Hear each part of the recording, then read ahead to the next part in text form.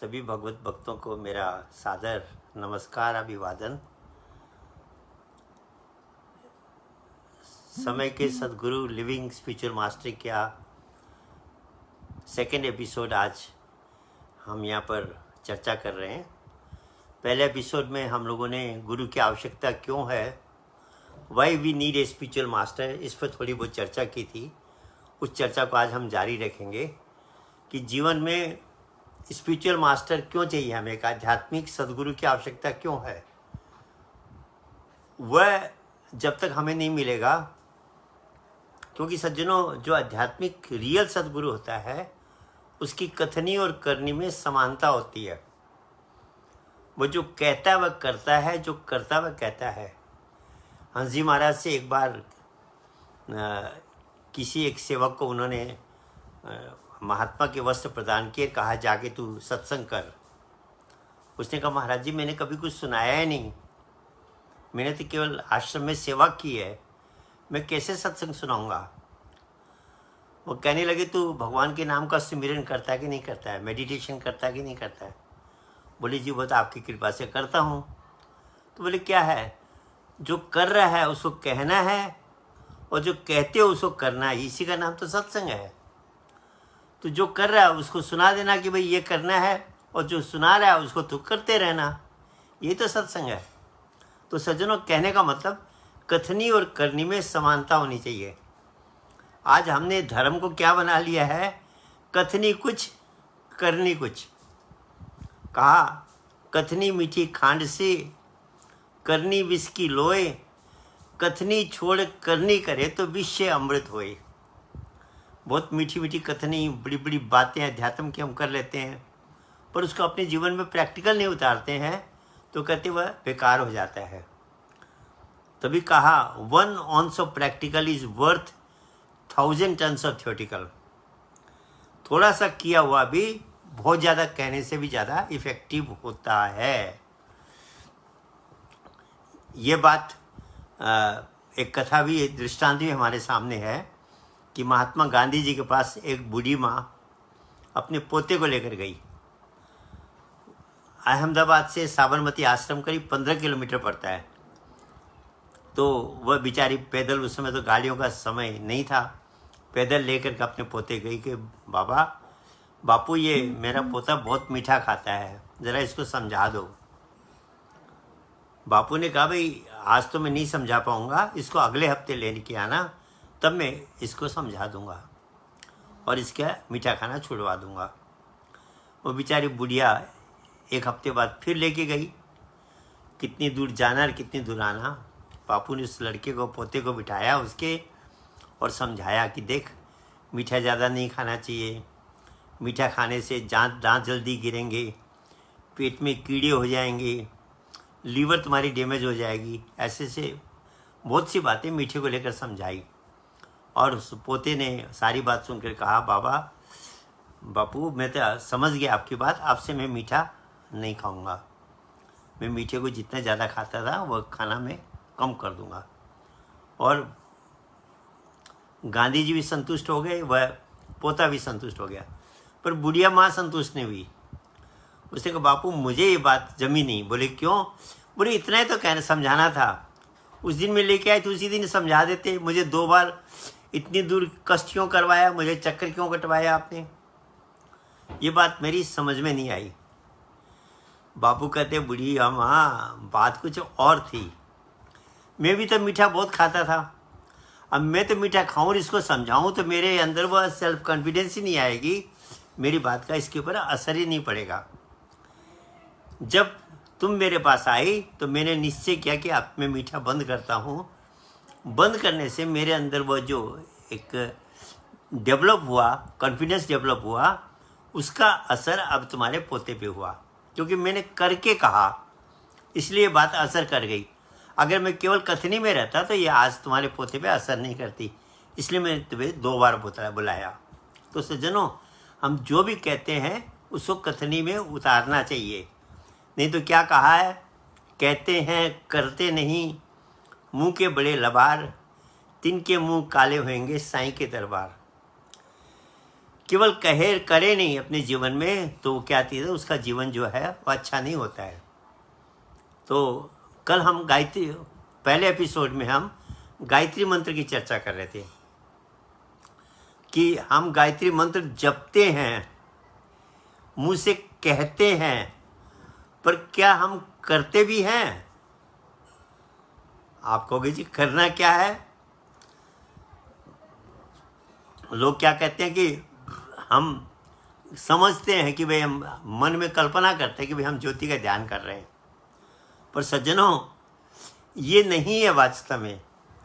गायत्री मंत्र का अगर हम अर्थ करें, ओम भू भुव स्व तत्सवितु वरेण्यम भर्गो दिवस्य धीमहि धियो यो नः प्रचोदयात्। हे प्राणाधार, दुखों को दूर करने वाले, सुखों को देने वाले परमात्मा, सविता, सारी सृष्टि को रचने वाले, मैं अपने आप को आपको समर्पित करता हूँ, वरण करता हूँ आपका। उसके बाद क्या कहते हैं, भर्गो दिवस्य धीमहि, मैं आपकी भर्गो ज्योति का ध्यान कर रहा हूँ, मेरे मन और बुद्धि को आप अपने से कनेक्ट कर दो, अपनी ओर ले चलो। तो सज्जनों, हम मुँह से तो कह रहे हैं कि मैं भर्गो ज्योति का ध्यान कर रहा हूँ, पर हम केवल कह रहे, कर नहीं रहे, तो बात हमारी अधूरी हो गई ना। कथनी और करनी में फर्क हो गया।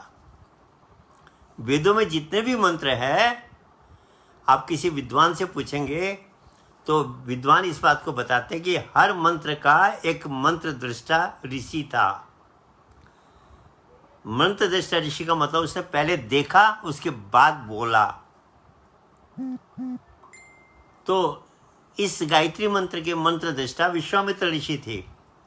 जब उनका तीसरा नेत्र खुला गुरु की कृपा से, उन्होंने उस भर्गो ज्योति को देखा और उसका जब ध्यान किया और आनंद की प्राप्ति हुई, मन और बुद्धि परमात्मा से अटैच हुई, तब उन्होंने मंत्र का भी उच्चारण किया। कहा कि भर्गो दिवस्य धीमहि धियो यो नः प्रचोदयात्, कि प्रभु मैं आपकी भर्गो ज्योति का ध्यान कर रहा हूँ, मेरे मन और बुद्धि को अपने में कनेक्ट कर दो। करके कहा सज्जनों, केवल कहा नहीं। और हम केवल कहेंगे तो ये मन को कहाँ लगाओगे आप? मुँह से मंत्र जपेंगे आप और मनी राम घूमेगा। कहते हैं माला तो कर में फिरे, जीव फिरे मुख माई, मनुआ तो चौह दिशी फिरे, ये तो सिमरे नहीं। मैं आपको एक रियल घटना बताता हूँ। एक बार जब काठमांडू में एक बहन ने कहा कि मेरे चाचा जो है उन्होंने 1.25 लाख गायत्री का मंत्र जपा है। आप देखिए 1.25 लाख गायत्री जपना कितना बड़ा कार्य है। बोले इतना अद्भुत कार्य उन्होंने किया है, 1.25 लाख गायत्री जपा है, चलिए ना उनसे मिल के आते हैं। तो हम गए, उनसे मिला। वह टीचर, रिटायर्ड टीचर थे। एक पाँव में पोलियो भी था। तो पहले तो हमने उनको कंग्रेचुलेट किया कि आपने 1.25 लाख गायत्री जपे हैं, आपको इस बात के लिए बधाई हो, धन्यवाद दिया उनको। उसके बाद हमने कहा कि आपसे एक छोटी सी जिज्ञासा है मेरी। बोले बोलिए। जब आप गायत्री मंत्र को जप रहे थे, आपने अपने मन को किस में कनेक्ट किया, कहाँ पर रखा? मंत्र जपते वक्त मन तो अलग है, मंत्र तो मुंह जप रहा है, मन को आपने कहाँ कनेक्ट किया उस समय? अच्छे व्यक्ति थे, सज्जन व्यक्ति, सच बोलता है, वह गड़बड़ बात नहीं करता। कहने लगे ये तो समस्या ही थी, कभी मन को किसी शब्द में जोड़ता था, कभी मन को किसी शब्द में लगाता था, मन तो टिकता नहीं था। हमने कहा मास्टर साहब, स्कूल में आप पढ़ा रहे हैं और बच्चे का मन अगर वहाँ नहीं लगा हुआ है, कंसंट्रेशन वहाँ नहीं है, तो उसको पाठ कितना याद होगा? कोई भी काम करते समय अगर मन हमारा उसमें लगा हुआ नहीं है, हम कोई बात सुन भी रहे हैं, अगर उसमें हमारा मन कहीं चला गया तो बात भी हमारे कानों से होकर दूसरे कान से निकल जाएगी, अंदर नहीं जाएगी। तो जब आप गायत्री जप रहे थे तो मन तो आपका इधर उधर डोल रहा था, तो उसका फुल रिजल्ट कैसे मिलेगा? बोले ये तो मैं भी सोचता हूँ कि मंत्र जपते समय मन को कैसे रोका जाए। तो सज्जनों, वास्तव में गायत्री मंत्र केवल जपने का मंत्र नहीं है, करने का मंत्र है। वो कब होगा? जब हमें सच्चा कोई महापुरुष मिलेगा, वह अपनी शक्ति से, अपनी कृपा से हमारा तीसरा नेत्र खोल देगा, हमको हमारे अंदर भर्गो ज्योति का दर्शन करा देगा, तब हम उसमें मन को जोड़ेंगे। तो क्या हो गया? हमारा वह जो मन है वह उसमें टिकेगा, और जब उस मन उसमें ज्योति में कनेक्ट होगा तो मन का बाएं ब्रेन से, लॉजिकल ब्रेन से कनेक्शन कट ऑफ हो जाएगा।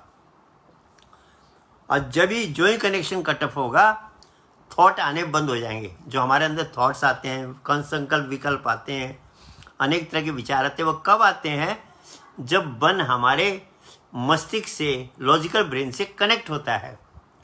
अगर हमने वहाँ से इसको डिस्कनेक्ट कर दिया, मन एक्टिवेटिंग मीडियम है, मन जब तक बाएं ब्रेन को टच नहीं करेगा, उसके न्यूरॉन्स को में ट्रिगरिंग नहीं करेगा ग्रे मैटर की, तब तक थॉट्स आएंगे नहीं।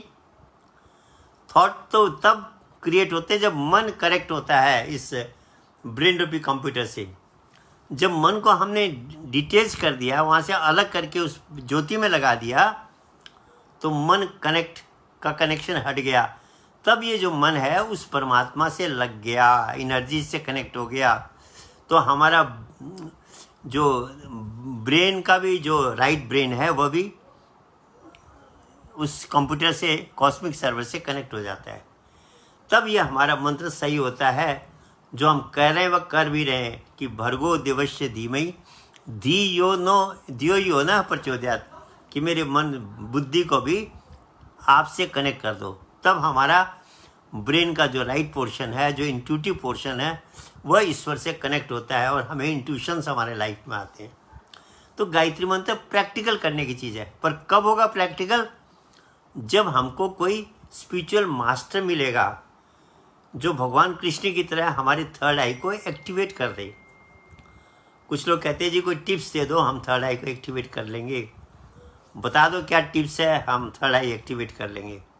सज्जनों, वो तो जैसे ऑपरेशन वाली बात होगी। आप डॉक्टर कहो जी गैलब्लैडर का ऑपरेशन मेरा होना है, आप ज़रा टिप्स दे दो और मैं ऑपरेशन कर लूँगा। तो ये आप कहोगे जी ये तो हंसने वाली बात होगी, फिजिबल ही नहीं है। ऑपरेशन तो डॉक्टर करेगा जो उसकी ट्रेनिंग ले रखी है, जो सर्जरी को जानता है। ऐसे चीर काट हर व्यक्ति करेगा तो व्यक्ति मर जाएगा।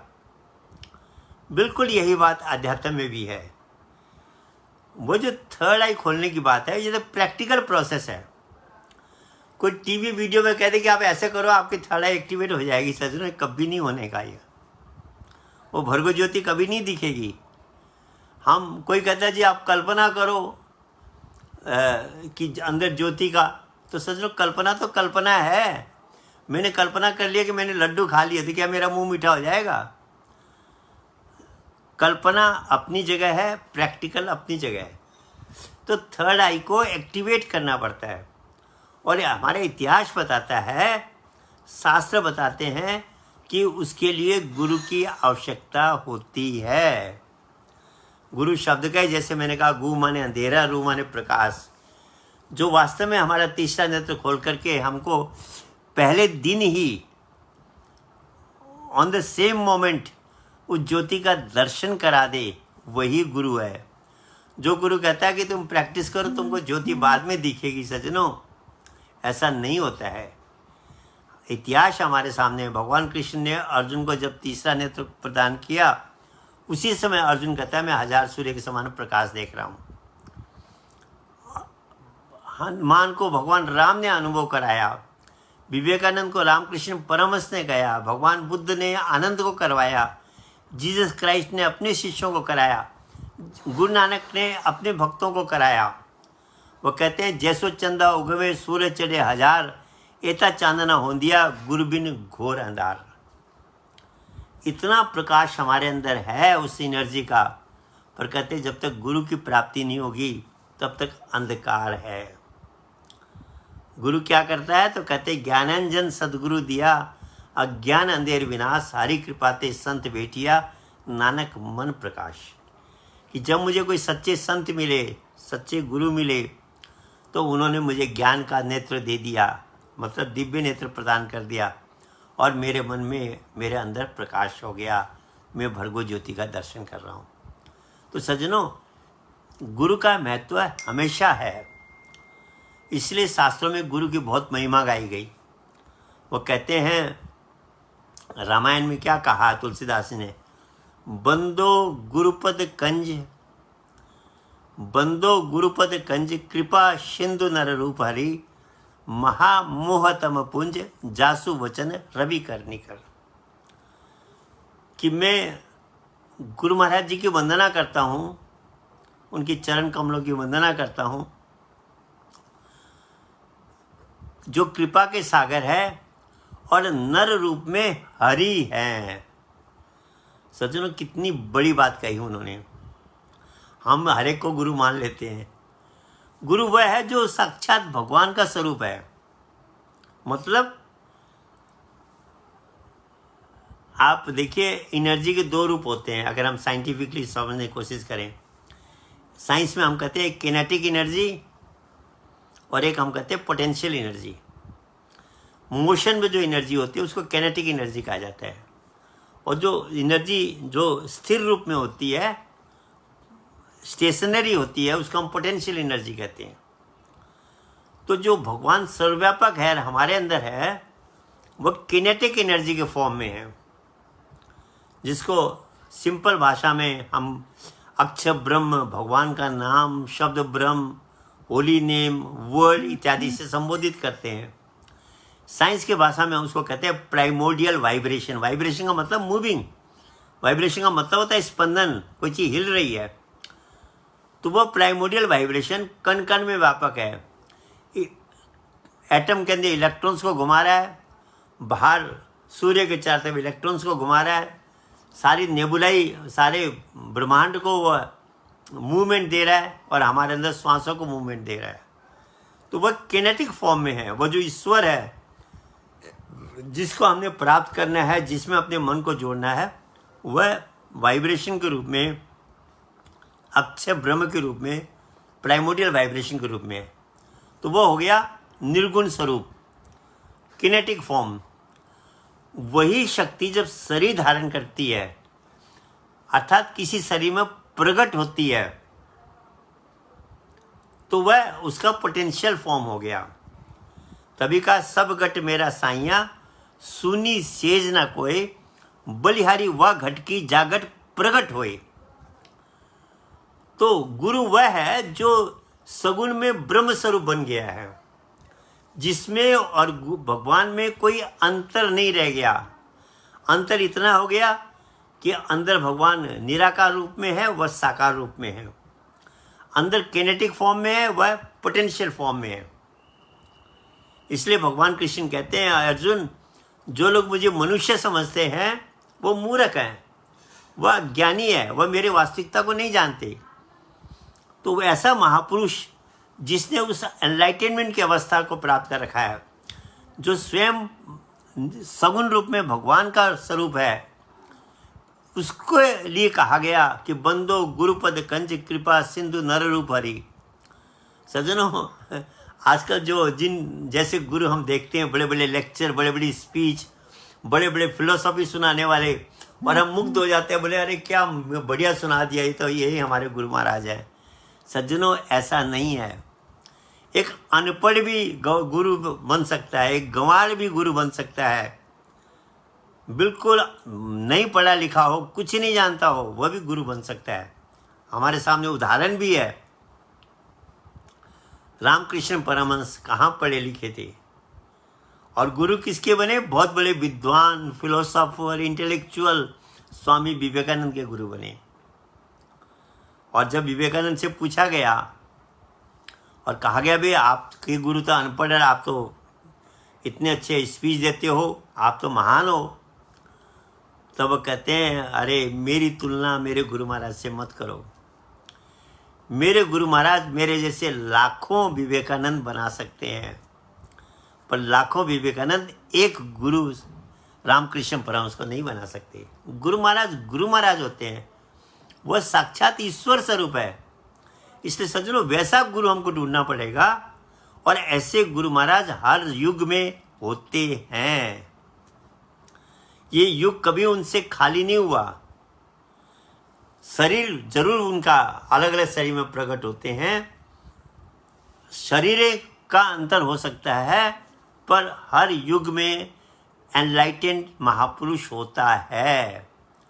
और वह उसके लिए कहा कि मैं गुरु महाराज के चरण कमलों की वंदना करता हूँ, जो नर रूप में साक्षात हरि हैं। शास्त्रों ने तो हरि से भी बढ़ के गुरु को बताया है।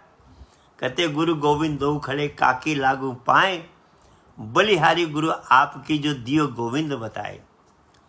कहते अगर भगवान भी खड़ा हो एक तरफ, वैसे तो निर्गुण भगवान कैसे खड़ा होगा, पर कहते हैं भगवान भी एक तरफ और गुरु महाराज एक तरफ, तो मैं पहले गुरु महाराज को प्रणाम करूँगा कि उन्होंने मुझे भगवान का परिचय कराया।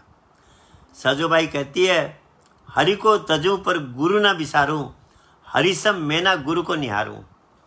कि मैं भगवान को छोड़ सकती पर मेरे गुरु महाराज को नहीं छोड़ सकती। क्यों? मैं तुलना में भगवान को भी गुरु महाराज की तुलना में नहीं ला सकती। गुरु महाराज उससे भी बड़े हैं। हरि ने जन्म दियो जग माही, गुरु ने आवागमन छुड़ाई। हरि ने 5 चोर दियो साथा, गुरु ने छुड़ाए लिए अनाथा। कहते भगवान ने तो हमें जन्म मरण के बंधन में डाल दिया, गुरु महाराज ने छुड़ा दिया। चोर दिए, चोर को मारने का इलाज गुरु महाराज जी ने दे दिया। सारे जितनी समस्या हमारे जीवन में थी, कहते वो सब गुरु महाराज जी ने दूर की। तो कहा गुरु जो होते हैं वह नर रूप में हरि होते हैं। और आगे कहा महामोहतम पुंज जासु वचन रवि करने कर। सूर्य से गुरु की तुलना की गई। सूर्य क्या करता है? जब सूर्य उदय होता है तो सारा अंधकार समाप्त हो जाता है। आप देखिए रात के समय में जो क्रिकेट मैच होते हैं, कितनी लाइट्स लगा दी जाती है, सब कुछ होता है, पर दिन के बराबर फिर भी नहीं होता। हजारों लाइट लगा दीजिए, कितना ही आर्टिफिशियल लाइट्स लगा दीजिए, पर सूर्य के उदय होने में जो प्रकाश होता है उतना प्रकाश कभी नहीं हो सकता। तो कहा जो सद्गुरु होता है वह सूर्य की करनी होती है, वह और फिलोसोफर गुरु जैसा नहीं होता।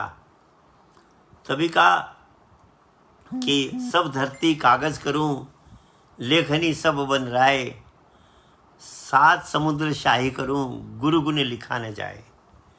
कि जो सचमुच महापुरुष होता है, कहते हैं सारे धरती को कागज बना दिया जाए, पेपर के रूप में बना दिया जाए, और सारे जितने पहाड़ हैं उनकी कलम बना दी जाए, पेन बना दिया जाए, और सारे समुद्रों की पानी को शाही बना दिया जाए, और उससे लिखना शुरू करें।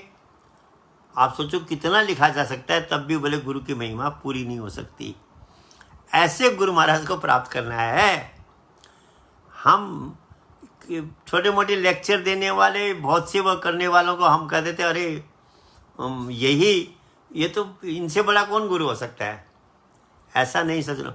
वो तो एनलाइटेंड महापुरुष होता है, वो तो उसके साथ जाने के, उसको प्राप्त करने के बाद तो कुछ प्राप्त करना ही बाकी नहीं रहता है।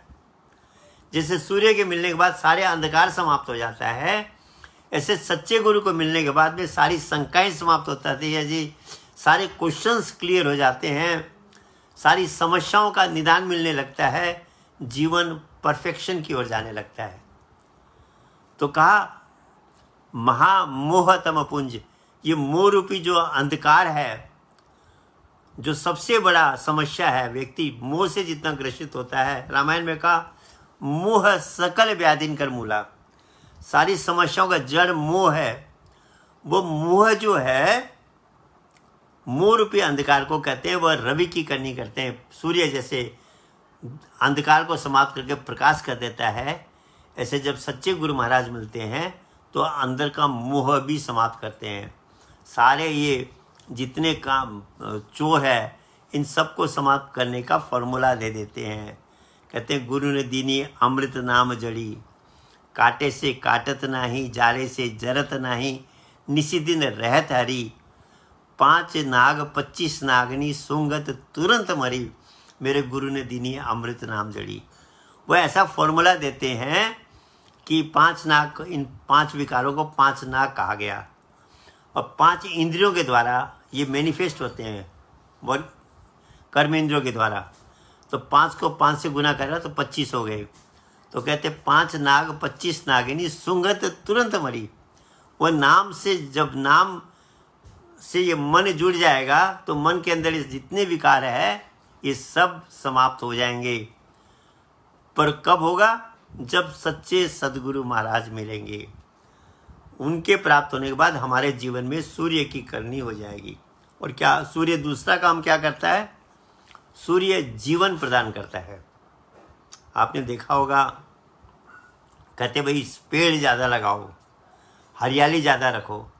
लोग उस सोसाइटी में भी रहना पसंद करते हैं जहाँ हरियाली ज़्यादा हो। क्यों?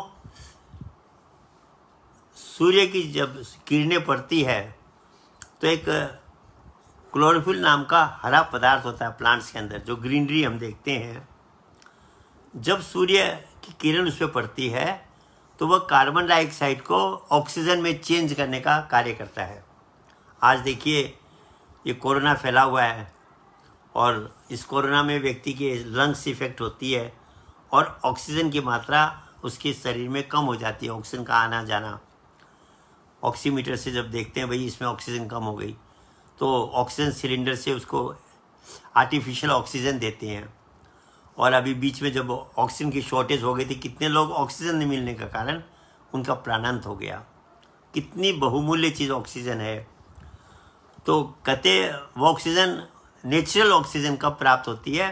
कि जब सूर्य की किरण पड़ती है तो प्लांट्स का जो क्लोरोफिल है, प्लांट्स के अंदर जो क्लोरोफिल नाम का पदार्थ है वह एक्टिव होकर के कार्बन डाइऑक्साइड को ऑक्सीजन में परिणित करता है। और इसलिए जहाँ हरियाली ज़्यादा होगी वहाँ ऑक्सीजन की प्रचुरता ज़्यादा होगी। हाँ, पीपल का पेड़ रात को भी ऑक्सीजन देता है, ये उसकी एक विशेषता है। इसलिए पीपल को हमारे शास्त्रों में पूजनीय माना गया, वंदनीय माना गया, क्योंकि वह रात को भी ऑक्सीजन देता है। बाकी जितने हरे प्लांट्स हैं वह दिन में ऑक्सीजन देते हैं, सूर्य की किरण जब उन पर पड़ती है। तो सूर्य ने क्या किया? हमको जीवन भी प्रदान किया। और तीसरा काम सूर्य क्या करता है? हम सोए हुए होते हैं तो सूर्य की किरणें पड़ने के बाद हम जग जाते हैं। सूर्य 3 काम कर रहा है। अंधकार को मिटा रहा है, हमें जीवन प्रदान कर रहा है। ऑक्सीजन मिलना तो जीवन ही तो मिलना हो गया। बिना ऑक्सीजन के तो हम 2 मिनट भी नहीं रह सकते। ऑक्सीजन प्रदान करके, प्रोड्यूस करा के हमें जीवन प्रदान करता है और हम सोए हुए को जगाता है। जो सच्चा सदगुरु होता है, सच्चे गुरु महाराज होते हैं, वो भी ये तीनों काम करते हैं। मोह रूपी, अज्ञान रूपी अंधकार को हमारे अंदर समाप्त करते हैं। अभी तो व्यक्ति को यही नहीं पता कि वास्तव में कौन सा ज्ञान लेना है, मैंने कौन सा मेडिटेशन सीखना है। अलग अलग गुरुओं के पास जाओ तो अलग अलग तरह के मेडिटेशन बताते हैं। कोई कहता है ये करो, कोई कहता नहीं इससे बेस्ट ये है, अरे कोई कहता है बहुत से मेडिटेशन है, जो भी कर लो तुमको जो ठीक लगता है। एक्चुअली ये बात नहीं है सज्जनों। आप शायद ना भी माने मेरी बात को, पर जो मैंने रिसर्च की है लास्ट में ये की बात पाई कि सारे विश्व के लोगों के लिए भगवान ने एक ही मेडिटेशन फिक्स किया है। एक स्पेशल मेडिटेशन है जिसको हर बच्चा माँ के गर्भ में करता है और उसी को बाहर आकर फिर सीखना था। तो जब हमको सच्चे गुरु महाराज मिलेंगे तो वह 10 तरह के मेडिटेशन नहीं सिखाएंगे, 10 तरह की बातें नहीं करेंगे। हमको डायरेक्टली वह मेडिटेशन सिखाएंगे जिसको हमने संसार के सब लोगों ने गर्भ में किया था। तभी का नाना पंथ जगत में निज निज गुण गावे, सबका सार बताकर गुरु मार्ग लावे। कि जो अनेक लोग अनेक प्रकार के रास्ते बताते हैं कि तुम ये पूजा करो, ये साधना करो, ये मेडिटेशन करो, कहते सबका जो इसेंस है वह बताकर मार्ग लाते हैं। तो 3 काम गुरु महाराज को मिलने से हमें प्राप्त होते हैं। हमारे अंदर अज्ञान रूपी अंधकार समाप्त होता है, हमको क्लियर रास्ता पता लगता है, व्हाट इज़ द ट्रूथ, मैंने कौन से रास्ते को फॉलो करना है। दूसरा वह क्या करते हैं कि हमें जीवन भी प्रदान करते हैं। जीवन प्रदान कैसे करते हैं? तो कहा कि बाइबल में भी कहा, if you want to enter the kingdom of God you have to be born again. तुमको दोबारा जन्म लेना पड़ेगा। हमारे शास्त्रों में भी द्विज की बातें कही गई, 2 बार जन्म लेने वाला व्यक्ति। पहला व्यक्ति गर्भ से निकला, जन्म हुआ माँ के गर्भ से जब निकला, पर वह जन्म भौतिक जन्म है। हमारे कर्मों में पशु के कर्मों में कोई अंतर नहीं है। हम भी खाते पीते सोते हैं, वह भी खाते पीते सोते हैं। तभी कहा आहार निद्रा भय मिथुनम च ये तत् समाना पशु भी नरानाम ज्ञाने नरानाम अधिको विशेषो ज्ञाने नहीं न पशु भी समाना, कि हमारे उसमें कोई अंतर नहीं है। हम भी खा पी रहे हैं, वह भी सब खा पी रहे हैं, पर जब हमको वह गर्भ का ज्ञान प्राप्त होता है, वह मेडिटेशन जब हम सीखते हैं जिसको हमने गर्भ में किया था, वह ज्ञान प्राप्त होने के बाद में हम पशुओं से अलग हो गए। तो कहा वह सेकंड जन्म है। वह जन्म जब सच्चे गुरु महाराज मिलते हैं तो वो दूसरा जन्म होता है। तभी कहा सूर्य जो 3 काम करता है, तीनों काम गुरु महाराज करते हैं। हमारे अंदर के अज्ञान रूपी अंधकार को मिटाते हैं, हमको दूसरा जन्म प्रदान करते हैं, और तीसरी बात हमको जगा देते हैं। जैसे चौकीदार होता है ना, कई रात को जब ड्यूटी देते हैं चौकीदार, कितनी सोसाइटीज़ में, कितनी कॉलोनीज़ में, वह जागते रहो करके रात भर हल्ला करते हैं कि जिससे चोर न घुस पाए, कोई नुकसान न हो पाए। बिल्कुल ऐसे ही गुरु महाराज मिलने के बाद में वो हमको जगाते भी रहते हैं। सत्संग के द्वारा जागृति प्रदान करते हैं।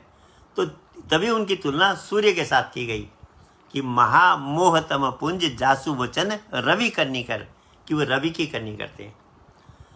तो सज्जनों, ऐसे गुरु महाराज को बनाना हमारे जीवन में जरूरी है।